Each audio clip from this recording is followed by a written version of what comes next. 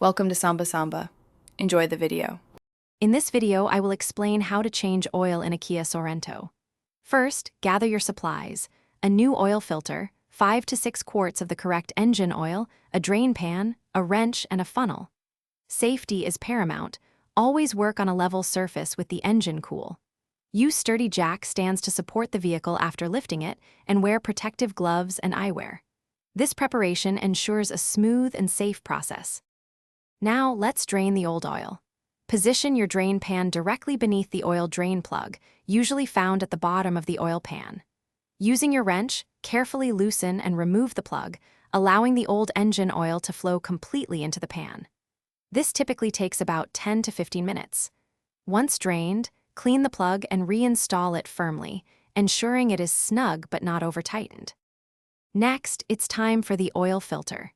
Locate the old filter, often near the front of the engine, and carefully unscrew it. Be prepared for a small amount of residual oil to spill. Before installing the new filter, apply a thin film of fresh oil to its rubber gasket. Hand tighten the new filter until it feels snug, then give it an additional 3/4 of a turn with your hand. Finally, let's add the fresh oil. Using a funnel, pour the recommended 5 to 6 quarts of new engine oil into the oil fill cap. Wait a few minutes for the oil to settle, then check the level with the dipstick, ensuring it's between the add and full marks. Start the engine for about 30 seconds to circulate the new oil, then recheck for any leaks around the drain plug and filter. Thanks for watching.